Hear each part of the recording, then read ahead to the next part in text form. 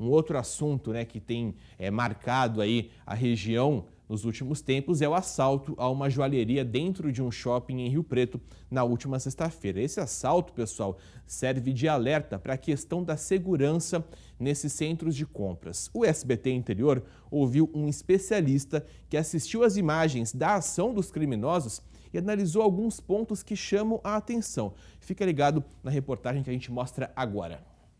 Como é que bandidos fortemente armados entram no shopping mais luxuoso da maior cidade do Noroeste Paulista sem serem notados?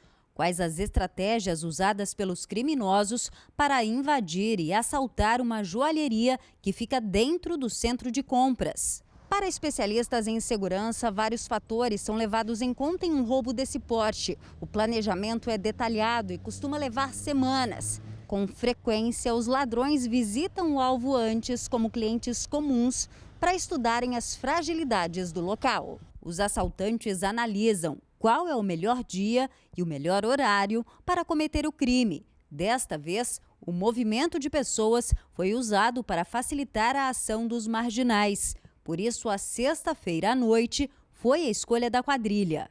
Um dia de grande movimento, né, no shopping. E talvez isso foi usado também pelos criminosos como uma maneira de evitar a ação da polícia, a utilização de levar junto a vendedora da loja como o escudo humano, né, para evitar uma reação policial, eventual troca de tiro.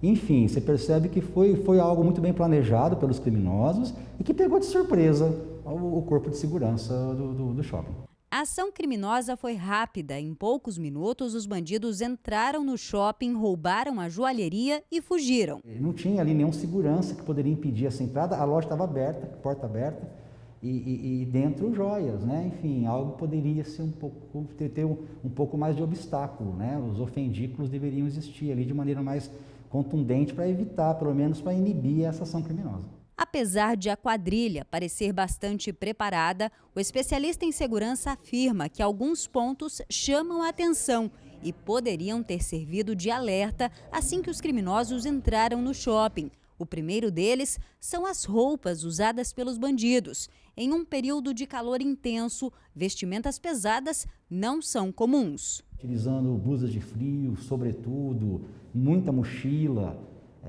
Claro que eles usam a cadeira de roda para tentar disfarçar um pouco, né, para se passar como cadeirante.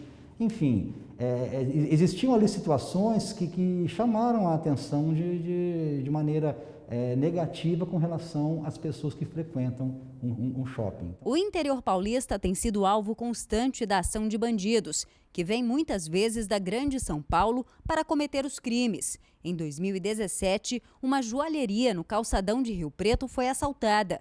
Durante a ação, um jovem de 17 anos acabou sendo atingido por uma bala perdida e morreu.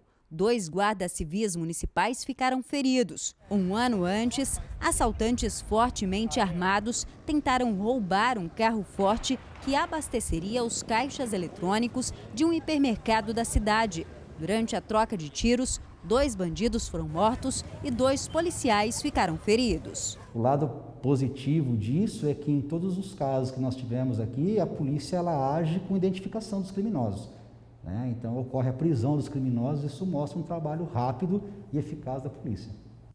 E agora em relação a esse último caso, né, ao ataque à joalheria em Rio Preto, o detalhe é o seguinte: a Polícia Civil está investigando inclusive a relação desse grupo que agiu aqui na região com um grupo que assaltou shoppings na região de Sorocaba, em Sorocaba e São Roque, por exemplo, grupo inclusive que teve uma ação muito parecida. Por que a polícia está achando que existe a possibilidade e por isso começou a investigar? Porque o modus operandi, ou seja, a forma como eles agem, a forma como eles chegam no local, a forma como eles abordam as pessoas, sempre é muito parecida. Ou seja, mostra ali uma tendência ou mostra ali um padrão de ação por parte dos bandidos. Por isso que agora a polícia tenta fazer a relação. No ataque que foi feito em Sorocaba no ano passado, 8 pessoas tinham envolvimento, 4 delas foram presas, ou seja, as 4 que continuam soltas podem ter relação. Então agora é questão de tempo para que a polícia realmente identifique, né? Identifique se ela tem essa relação ou não. Outro ponto que eu queria destacar com todos vocês. Obviamente, tem todo um esquema de segurança para você garantir ali a segurança na hora de fazer a compra. Mas casos como esse são casos à parte, né? Casos extremos. A gente não vê casos de ataques tão organizados como esse de maneira constante em shoppings aqui no nosso estado de São Paulo. Ou seja, isso não quer dizer que a gente tem que ficar com medo de fazer compras em um centro comercial. É apenas uma forma de mostrar as fragilidades aí das ações dos bandidos, que muitas das vezes têm um resultado concretizado para eles que conseguiram fugir, mas muitas das vezes a polícia consegue agir e fazer a identificação e também a prisão desses marginais.